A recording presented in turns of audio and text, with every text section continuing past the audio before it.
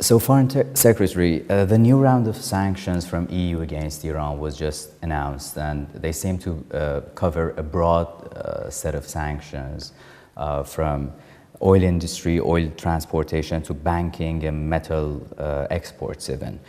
Can you, as the first question, elaborate a little bit on the new round of sanctions and the goal that they're pursuing? Yes, these sanctions do cover quite a wide range of items. They do cover financial links. This is the full designation under our sanctions of the Central Bank of Iran. They also prohibit export credit finance for exports to Iran. They ban the exports of metals, of naval equipment, of software used to integrate industrial processes. And they also ban the construction of oil tankers for Iran or the export of gas from Iran. So as you can gather, these are serious additional sanctions. We feel this is necessary because negotiations have not yet succeeded with the government of Iran on How its nuclear optimistic are program. you about the negotiations, talking about sanctions right now? Well, you know, you have to be an optimist in foreign affairs. You have to believe that we can find a peaceful solution. And I think it's vital for the world, including for the people of Iran, that we find a peaceful solution. So we are going about this with sanctions, but also with negotiations. We are available for negotiations. We've had negotiations this year. We continue to offer Iran assistance, actual help, with a peaceful nuclear industry, with a civil nuclear power industry. And if Iran would take us up on that, instead of doing things that appear to be part of a nuclear military program, then the people of Iran could have good relations with the rest of the world and wouldn't have to face these sanctions. Talking about relations, specifically diplomatic relations, Foreign Secretary, Iran and the UK are currently going through what might be one of the most severe deadlocks in the diplomatic relation between two countries, with both embassies practically closed down.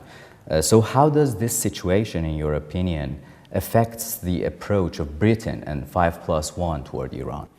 Well, this doesn't affect our approach to the nuclear program. The 5+1, after all, include Russia and China and the United States, France, as well as Britain. Some of them have much better relations with Iran. And we all take a united approach on the negotiations. In addition, the United States and the European Union impose sanctions. It is a pity that we don't have embassies working in each other's countries. But last November, our two embassy compounds in Tehran were stormed violently, and we believe with the cooperation of the authorities in Tehran.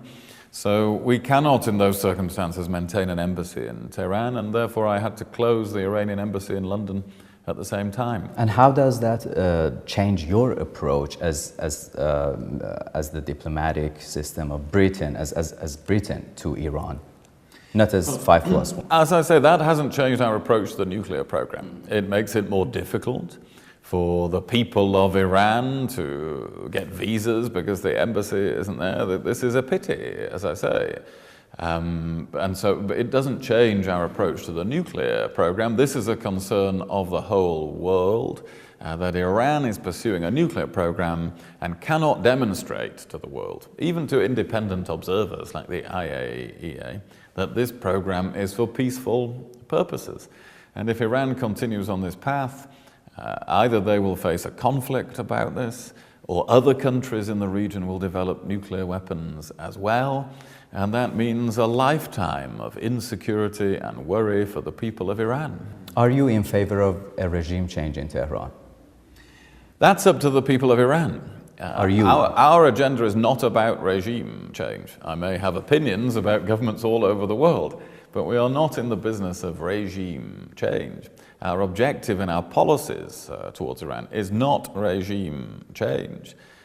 We will respect whatever the people of Iran decide, hopefully in a democratic process in the future. But our objective is to settle the issues about the nuclear program. If we could settle the nuclear issues, there wouldn't be sanctions, there wouldn't be this pressure from the Western world on Iran. This is exclusively about the nuclear program. Foreign Secretary, but on the same note, many believe that the ultimate goal of sanctions is not to change the behavior of Iranian officials, but rather to heighten the pressure on the people to the point that they revolt against the government. So that might be seen as a sort of a tool to change the regime in Tehran, to topple the regime in Tehran.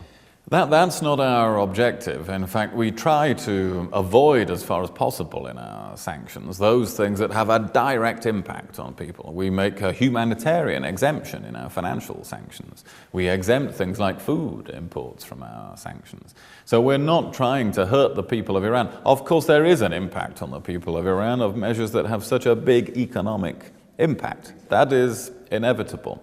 But wherever we can make sure the people of Iran are not as badly hit as possible, that's what we do. We're hitting the revenues of the government. We're hitting the nuclear program itself. If our objective was to hurt the people of Iran, we wouldn't have all those exemptions for humanitarian But those reasons. are pretty much integrated into each other. As you have said right now and in previous occasions, you're saying that the goal of the sanctions is not to put the pressure on the people of Iran. But from what we hear, what feedback we receive as a media from Iran, they're saying that the sanctions are actually hurting the people of Iran rather than the officials. So don't you think if the EU or the international community does not want to really put the pressure on the people, the mechanism of sanctions have to change a little bit? For instance, the recent currency value crisis in Iran, which was a huge part because of the sanctions, put people under very difficult condition, people both inside Iran and outside Iran. Well, I would say two things really to that. First of all, I think there are two different things at work here. I think the economic management, the economic leadership of the government of Iran has not been good. This is more for Iranian people to judge. But I don't think the Iranian government has done a good job in that regard. So each country has to take responsibility for its own economic situation. In addition to that, I don't deny at all, as we just discussed, that these sanctions do have some effect on the economy. But our first objective is to put pressure on the government. It's not to hurt ordinary people. Clearly, it will have some impact on ordinary people. But it's in the interests of those same people for this nuclear dispute to be settled. The worst thing for the people of Iran is for Iran to continue with its nuclear program at the moment, which will lead either to a war or it will lead to nuclear proliferation around the Middle East. There have been examples of countries who have been under sanction for years, even decades. But the government eventually did not change its course, Cuba being one of the most notable examples in that regard. What makes you think that the sanctions would change the course of the Iranian regime?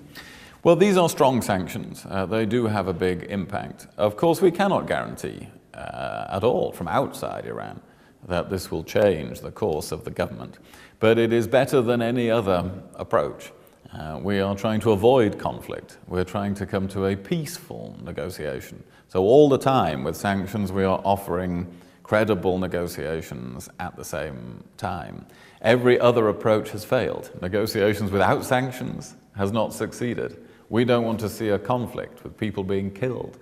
So this is the best policy consistent with a peaceful solution to the Iranian nuclear program, and we hope now the government of Iran responds with a serious and credible participation in those negotiations. And as a last question, I wanted to ask you that Israeli Prime Minister has been campaigning for a while now to set a new red line for Iran's nuclear activities, well ahead of the previous red line, which was acquiring nuclear weapons. Now he's saying that this is not enough. The red line has to be acquiring the capability to produce a nuclear weapon. Now many critics are out there who's saying that due to the ambiguity and abstractness of the word capability, this might be a precursor to go to war with Iran. I wanted to know that where does Britain stand in that regard, in regards with red line with the nuclear program? We're not setting any red line, we haven't set any deadline, but we can say this is becoming a more urgent crisis. As the Iranian nuclear program continues, the number of nuclear centrifuges is increased, the amount of uranium that is enriched is increased, then this crisis becomes bigger, it becomes more urgent, it becomes more threatening, I think, to Iran. And it's because it is becoming more urgent that we have adopted these measures here in Europe today. So do you agree with the Israeli Prime Minister or not to set that He states his line? position, we state our position. We haven't set red lines, but we say it is becoming much more urgent. Thank you very much. Thank you very much, Foreign Secretary.